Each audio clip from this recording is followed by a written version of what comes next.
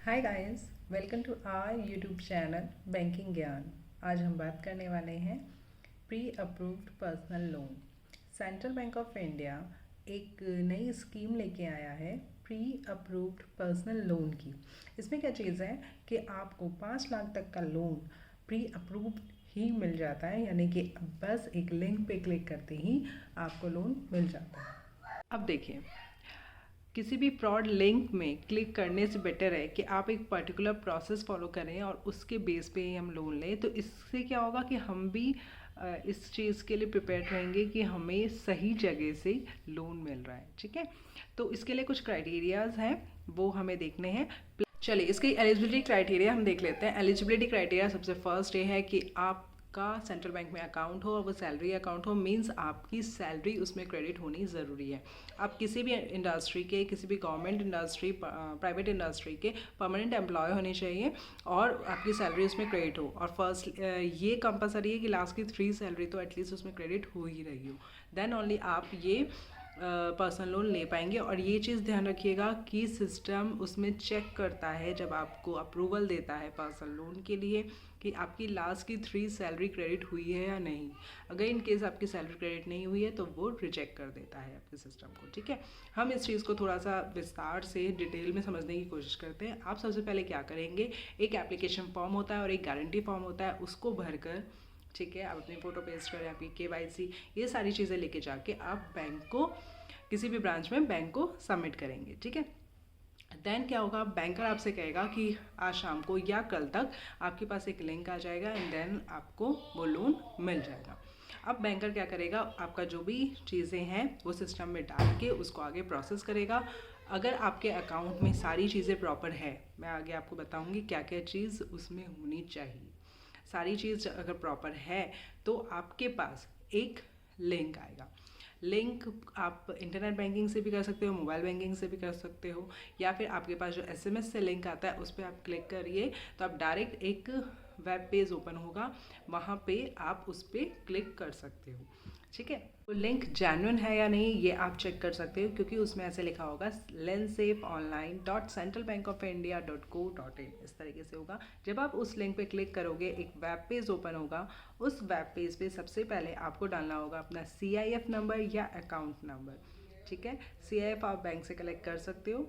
ठीक है, अगर हम नेट बैंकिंग यूज़ करते हो तो नेट बैंकिंग का जो यूज़र ID होती है वो CIF ही होती है। आप CIF डाल सकते हो, आप अकाउंट नंबर डालोगे या फिर आप अकाउंट नंबर डालोगे और फिर आप उसको सबमिट करोगे।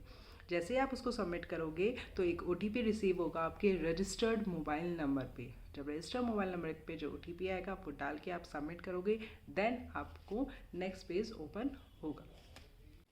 जब एक नेक्स्ट पेज जो ओपन होगा उससे उस टाइम पे क्या होता है, आपका CIC स्कोर चेक होता है। मींस आपकी जो क्रेडेंशियल्स है, जो डिटेल्स है वो बैंक ने फैच करी है आपके अकाउंट नंबर से।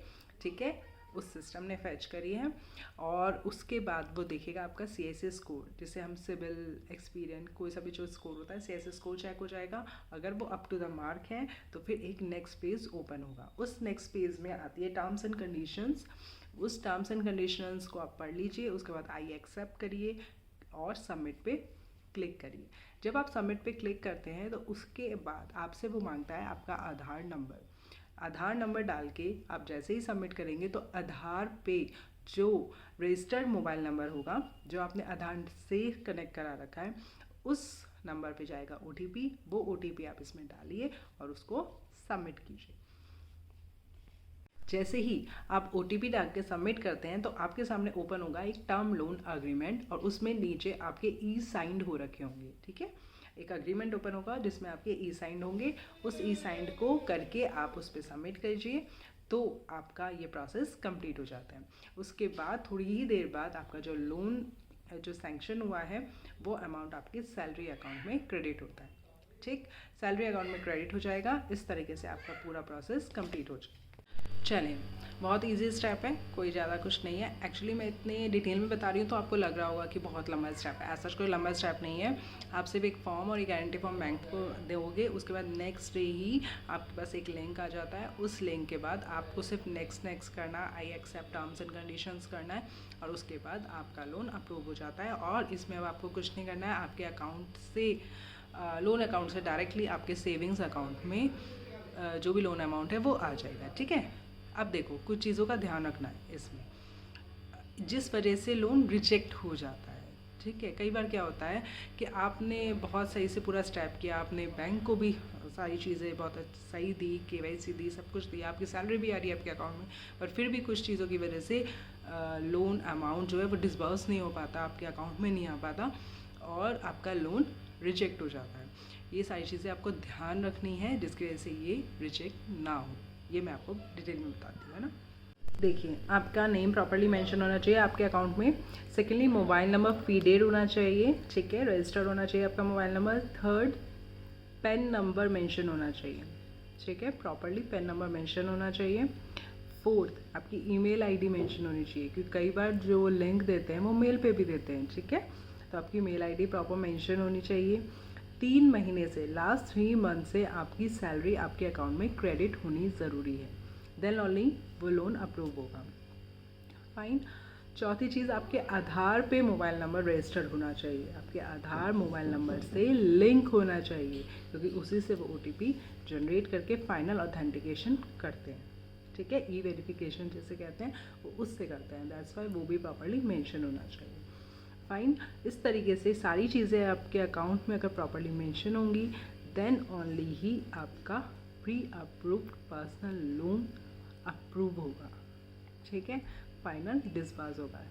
एक चीज़ और, आपका जो सैलरी अकाउंट है ना, उसमें मिनिमम जो बैलेंस है 1000 रुपीज़ मेंटेन होना चाहिए at the time of approval of the loan. इसलिए 1000 रुपये मिनिमम बैलेंस उसमें छोड़ के रखिए, क्योंकि क्या होता है कुछ एक चीज़ें होती है, जैसे स्टैम्प के चार्जेस हो गए, आपके प्रोसेसिंग चार्ज हो गए, वो सब उसी में से डेबिट होते हैं। ठीक है, वो अपने आप डेबिट होते हैं, दैट्स वाई हर टाइम उसमें 1000 रुपये का मिनिमम बैलेंस मेंटेन होना चाहिए।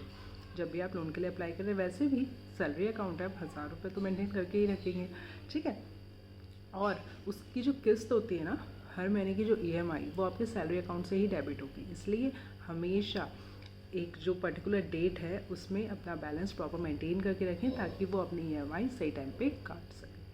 फाइन। इस तरीके से प्री अप्रूव पर्सनल लोन आप सेंट्रल बैंक ऑफ इंडिया का ले सकते हैं। इसमें मैक्सिमम आप 5 लाख तक का ही लोन प्री अप्रूवल प्रोसेस से ले सकते हैं।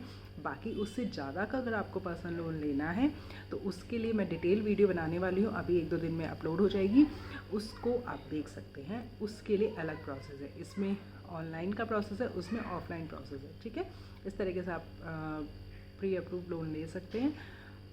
लाइक कीजिए, शेयर कीजिए, सब्सक्राइब कीजिए, ताकि आपके पास सारी इन्फॉर्मेशन टाइम पे आ सके। मैं चाह रही हूँ मैक्सिमम इन्फॉर्मेशन मैं आपको प्रोवाइड करूँ, ताकि आप कभी भी जब बैंक में जाएं तो आप उससे पहले ये सोचें कि एक बार वीडियो देख लिया जाए और फिर जाया जाए।